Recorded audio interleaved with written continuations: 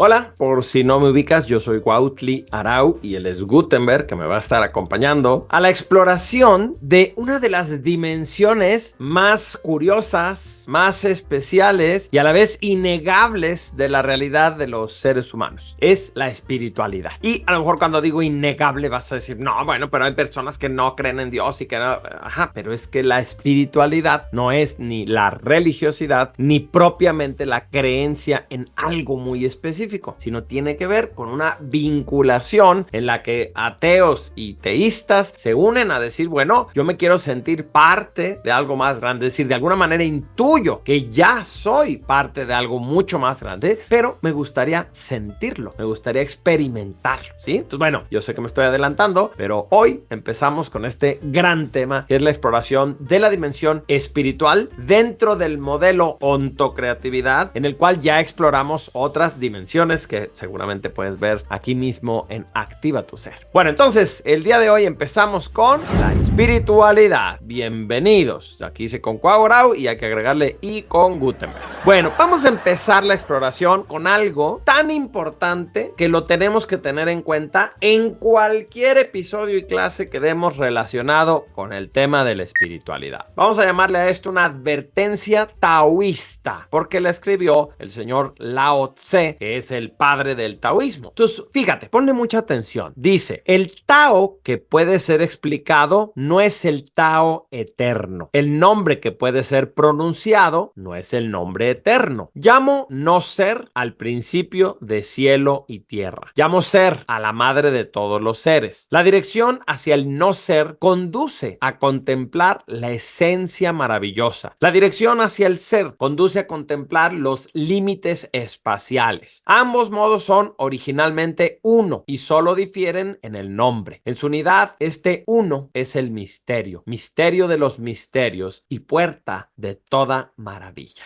Quédate particularmente observando la primera frase. El Tao que puede ser explicado no es el Tao eterno. El Tao, para Lao Tse, refiere al camino, al sentido y quizás en un sentido más judio-cristiano, a Dios mismo. El Dios que puede ser explicado, pues no puede ser Dios eterno, porque al ser eterno, infinito, omnipotente, omnipresente, omnisapiente, etcétera, pues entonces no lo podríamos definir, no lo podríamos limitar. Va más o menos por ahí. Por esta frase es que este episodio es presentado por un libro maravilloso que se llama Tao Te Ching, que es justamente de Lao Tse, y que son los principios del taoísmo. Ahora, en particular, yo te recomiendo la traducción y comentarios de Richard Wilhelm, porque este tipo fue como el gran místico, filósofo y experto de los temas orientales. Entonces, ese es el que te recomiendo. Bueno, entonces, ¿por qué poner esta advertencia? Pues porque hablar de espiritualidad es difícil. En principio, queremos señalar lo inseñalable. Ya sé que esta palabra no existe, pero está perfecta para aclarar que queremos hablar del Tao, pero el Tao no puede ser descrito, ¿cierto? Hablar o escribir de algo que no tiene principio ni fin es siempre una mentira, ya que nos es imposible poner términos a cosas que no terminan en ningún lado. Dime si no es una chulada ese argumento.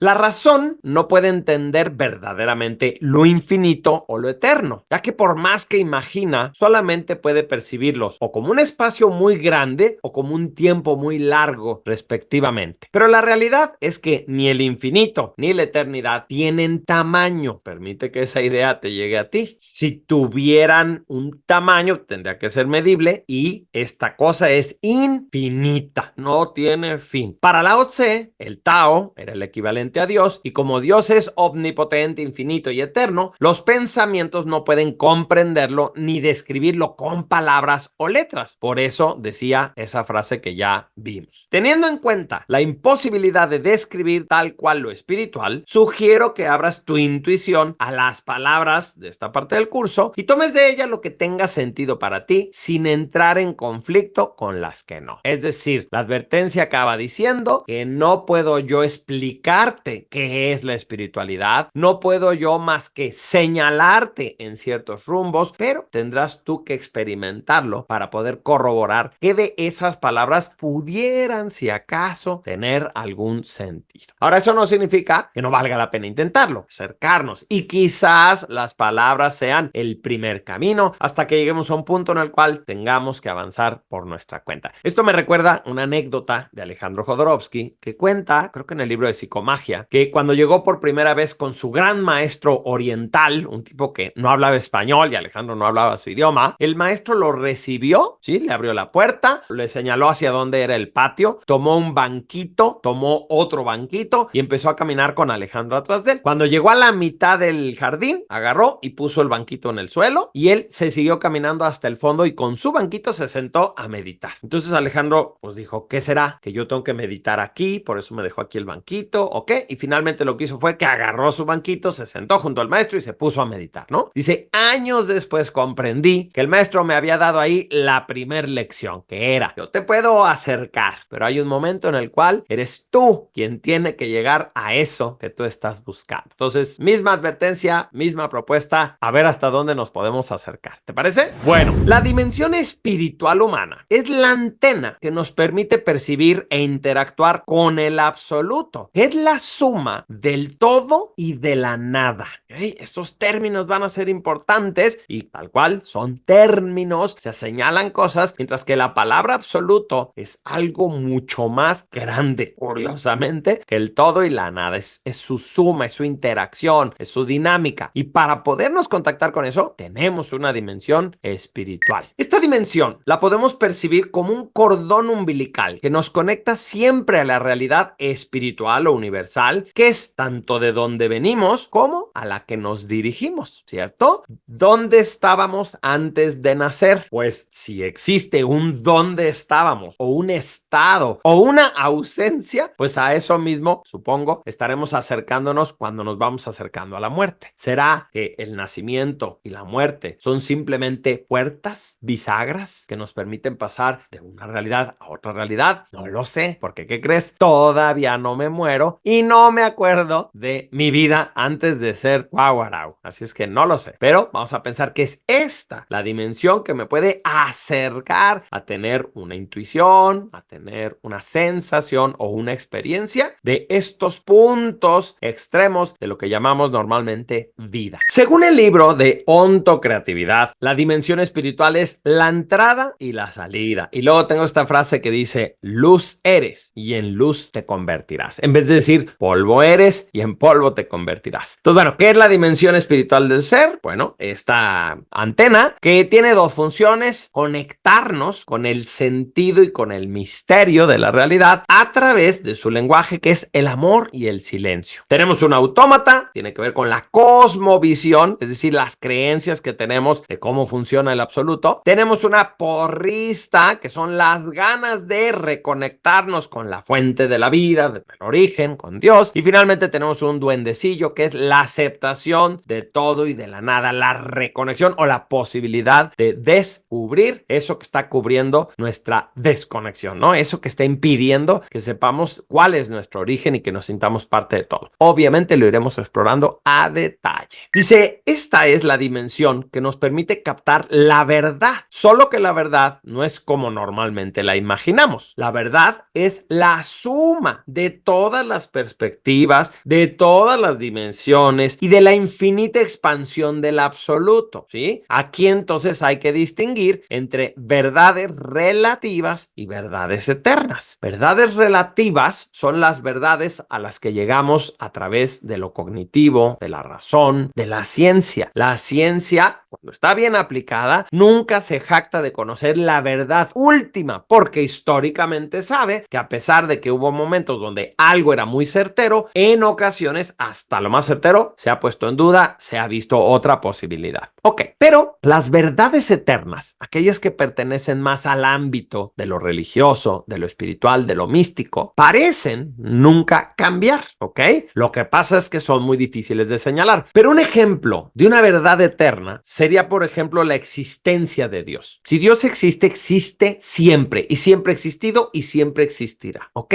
Y para eso, la razón, pues no tiene los instrumentos para poder abordar la pregunta. Puede señalar, buscar evidencias, pensar en muchas cosas, pero a esa verdad no le puede llegar la razón. Le tiene que llegar, ¿qué palabra quieres usar? El corazón o la intuición o el espíritu, el alma. Vamos a buscar que aquí un problema con todo lo espiritual es el vocabulario. Pero puedo ir distinguiendo que efectivamente entonces ya no estoy en la búsqueda de los conceptos, de las teorías, de la causa y el efecto que tendría que ver con las verdades relativas, sino con la conexión con aquello que es eterno, aquello que es siempre. Para que algo sea verdad desde esta perspectiva, tiene que serlo eternamente, no durante un lapso. Cuando hablamos de conocer la verdad sobre algo, generalmente nos referimos a conocer la naturaleza de algún evento o cosa específica. Pero la verdad sobre ese evento sería la asimilación de todo lo relacionado con ese suceso en el pasado y en el futuro, sus causas y los efectos que tendrá hacia lo más pequeño y hacia lo más grande. Y como finalmente todo está interconectado, indagar sobre una verdad, ¿no? Sobre la verdad de algo, este hecho, nos llevará invariablemente a indagar la verdad de todo. A ver, espero estarme explicando de manera muy sencilla. Si yo quiero entender cómo funciona esta veladora, pues yo digo, hay una verdad de cómo funciona esta veladora, ¿no? Y entonces empiezo a hacer experimentos, escucho teorías, finalmente entiendo qué es lo que hace que se mantenga encendido el fueguito mientras haya ser. Esa es una verdad relativa, es decir, está limitada a la experiencia de esta veladora. Pero lo que decía ahí es, bueno, ok, pero si yo me pongo a indagar sobre qué hay detrás del fenómeno de la cera, del fuego, del aire, porque esto se conecta con que estamos en una atmósfera, ¿no? Que permite esa combustión. ¿Y de dónde salieron los fósforos? ¿Y cuáles son los elementos químicos? ¿Y cómo estos elementos químicos están conformados? ¿Y qué onda con los electrones, los protones? ¿Qué va a pasar con las partículas microatómicas? Tanto este tema de la vela nos va llevando cada vez hacia lo más pequeñito, como vamos a ver el impacto que tiene esta vela en lo macrocósmico, en lo más grande. Y entonces, una manera de decirlo es que cualquier exploración que se llevara, incluso a través de la razón, hasta sus consecuencias últimas, nos llevarían a señalar a Dios. ¿Por qué? Pues porque todo está conectado, ¿no? Entonces, más o menos por ahí va esta idea. Por eso las verdades espirituales son eternas y universales y no tanto datos precisos de un momento determinado. Este absoluto del que estoy hablando es lo completo. Incluye todo lo que existe y lo que pudiera existir. Es independiente y limitado y en sí no tiene partes ni relaciones, pues es lo único que hay. No puede tener partes porque las partes indicarían que algo empieza y algo acaba. No, híjole. Dicen los monjes zen, cuando hablamos de este tipo de cosas, es como si un pez se preguntara, ¿qué es el océano? ¿No? Y el otro le dijera, ¿crees en el océano?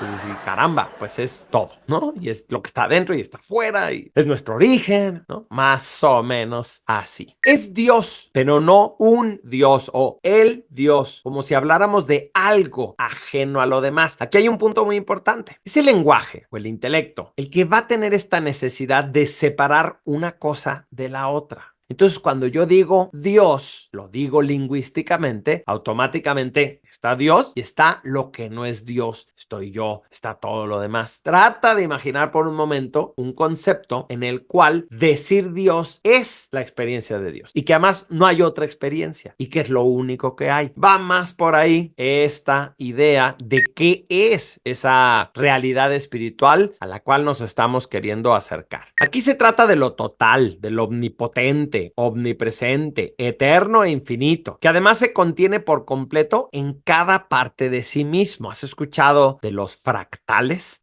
Este va a ser un tema interesante que exploraremos para entender cómo pareciera que todo lo concebible y todo lo que hemos podido señalar tuviera en su esencia como el mapa de la esencia total, como si dijéramos, cada gota del océano tiene todos los océanos dentro, o como si dijéramos, cada ser humano tiene en su código genético todo lo que hace a los seres humanos. Sí, está perfecto si en este momento tienes cara de Juan, ¿ok? Está muy bien, no tengo problema. Justo es, a lo mejor, el espacio que quiero provocar para que empecemos a alinearnos a este tipo de experiencias. Nuestra espiritualidad es entonces la conexión que tenemos con este absoluto. Si quisiéramos hacer un resumen, diríamos que las funciones espirituales son, uno, la vida espiritual de alguien es la relación que tiene ese alguien con el absoluto. Entonces, ¿cuál es la función de la dimensión espiritual? Pues permitir que exista esta relación que podemos tener con lo absoluto. No es el absoluto, sino la relación que tenemos con ella. Eso es nuestra vida espiritual. Cada momento en que entramos en contacto con el absoluto. Por otro lado, el absoluto, al ser todo y nada, sonido y silencio, lleno y vacío, luz y sombra, y por eso, o sea, porque está de esta manera articulado, donde es la suma del todo y la nada, las funciones de la dimensión espiritual también se podrían entender como dos: conectarnos con el todo y ayudarnos a intuir así un sentido de la vida, y a la vez la de conectarnos con la nada y permitirnos intuir el misterio profundo del silencio, que es la esencia de la realidad. ¿Sí? ¿Qué quiere decir esto en palabras todavía más sencillas? Que siendo el absoluto todo y nada, nosotros tenemos dos grandes recursos. Uno de ellos es el amor, es lo que une al todo, y el otro es el silencio, que es lo que nos permite entregarnos y disolverlos en la nada. ¿Estás listo? ¿Estás lista para asomarte a tu realidad espiritual?